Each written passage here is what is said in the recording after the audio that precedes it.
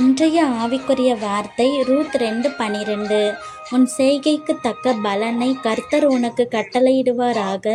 இஸ்ரவேலின் தேவனாகிய கர்த்தருடைய செட்டைகளின் கீழ் அடைக்கலமாய் வந்த உனக்கு அவராலே நிறைவான பலன் கிடைப்பதாக என்றான். உங்களோட சிந்தனைக்கு இன்னைக்கு ஒரு சின்ன கதை. ரூத்து மோவாபிய பெண்ணு. அவளுக்கு கணவன் இல்லை, மாமியார் நகோமி மட்டும்தான். 2 பேருமே விதவைங்களாக இருந்தாங்க. அவங்க கையில் காசு இல்லை, உணவு இல்லை, சொந்த தேசமும் இல்லை.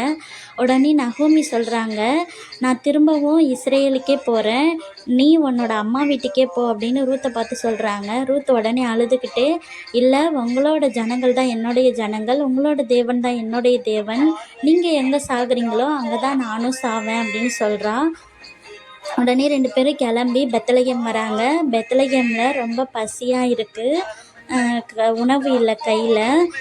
உடனே ரூத்து சொல்கிறான், அத்தை, நான் வயலுக்கு போய் தானியங்களை பொறுக்கிட்டு வரேன் அப்படின்னு சொல்கிறான். அந்த காலத்தில் ஒரு சட்டம் இருந்துச்சு, என்னென்னா ஏழைகள் வயலில் விழக்கூடிய அந்த கதிர்களை பொறுக்கலாம் அப்படின்ட்டு. ரூத்து யாரோட வயல்னே தெரியாமல் போவாஸுடைய வயலுக்கு போயிடுறான். போவாஸ் ஒரு பெரிய பணக்காரர், நல்லவரும் கூட. அவர் தன்னோட வயலில் பார்க்குறப்ப ரூத்தை பார்த்துட்டு, யார் இந்த பொண்ணு அப்படின்னு சொல்லி வேலைக்காரங்க கிட்ட கேட்குறாரு. வேலைக்காரர்கள் சொல்கிறாங்க, அந்த பொண்ணு மோவாபிய பொண்ணு ரூத்து, அது தன்னோட மாமியாரை விட்டுட்டு போகாமல் அவங்களுக்கு உதவியாக வந்திருக்கு அப்படின்னு சொல்கிறாங்க.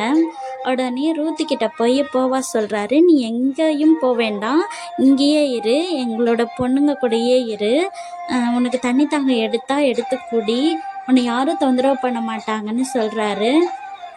உடனே ரூத்து தரையில் விழுந்து சொல்கிறான், ஐயா, நான் வெளிநாட்டு பொண்ணு, அந்நிய பொண்ணு, ஏன் என் மேலே இவ்வளோ தயவு காமிக்கிறீங்கன்னு கேட்குறா. உடனே போவாஸ் சொல்கிறாரு, ரூத் 2:12 சொன்ன மாதிரி, ரூத்தே, நீ உன்னோட அப்பா அம்மா சொந்த தேசம் எல்லாத்தையும் விட்டுட்டு வேறு ஜனங்க கிட்ட வந்திருக்க. நீ நகோமிக்கு செஞ்ச எல்லாவற்றையும் நானும் கேள்விப்பட்டேன் அப்படின்னு சொல்கிறாரு. அதுக்கான பலனை கர்த்தர் உனக்கு தருவார்.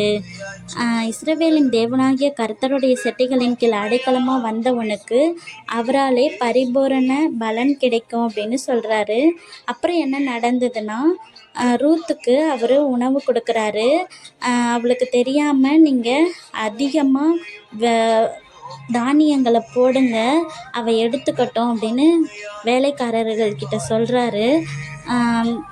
கடைசியில் என்ன நடந்ததுன்னா, ரூத்தவே கல்யாணம் பண்ணிக்கிறாரு. அவங்களுக்கு ஓபேத் அப்படின்ற மகன் பிறந்தான். ஓபேதுக்கு ஈசாய் அப்படின்ற மகன் பிறந்தான். ஈசாய்க்கு தாவீதுன்ற மகன் பிறந்தான். தாவீதுடைய வம்சத்தில் தான் ஏசப்பா பிறக்கிறாரு. வெளிநாட்டு விதவையான ரூத்து ஏசப்பாவுக்கு பாட்டியா ஆகிறா. எப்படி அப்படின்னா, கர்த்தருடைய செட்டைகளின் கீழே அடைக்கலமாக அவள் ஓடி வந்துட்டா. இதை கேட்டுட்ருக்க நம்மளோட வாழ்க்கையில் கூட கர்த்தருடைய செட்டை என்றால் என்ன? அதாவது கோழி குஞ்சுகளை பார்த்துருக்கீங்களா? மழை பெய்யறப்ப, பருந்து வரப்ப தாய் கோழி தன்னுடைய செட்டைகளை விரிக்கும், கோழி குஞ்சுகள் அதுக்குள்ளே ஓடி ஒளிஞ்சிக்கும். அப்போது அதுக்கு வெளியில் போனால் ஆபத்து, உள்ளே வந்தால் சேஃபு, வார்மு, பீஸ்ஃபுல் கிடைக்குது. கர்த்தர் தான் அந்த அம்மா கோழி, நம்ம தான் குஞ்சுகள். அதாவது ரூத்து எப்படி இஸ்ரவேலின் தேவனாகிய கர்த்தருடைய செட்டைகளின் கீழ் அடைக்கலமாக போனாங்க, நம்ம எப்படி போக முடியும்? பழைய தெய்வங்களை அவள் விட்டுட்டா. டிவி, கேம்ஸு, ஃப்ரெண்ட்ஸை விட கர்த்தர் தான் எனக்கு முக்கியம்னு சொல்லணும். நகோமியை விட்டு ரூத் போகவே இல்லை. அப்பா, அம்மா, பாட்டி அவங்களுக்கு எல்லாருக்கும் உதவி செய்யணும். தண்ணி மொண்டு கொடுக்க சொன்னால் தண்ணி மொண்டு கொடுக்கணும். கடைக்கு போக சொன்னால் கடைக்கு போகணும். வெக்கப்படாமல் ரூத்து வேலை செஞ்சான்.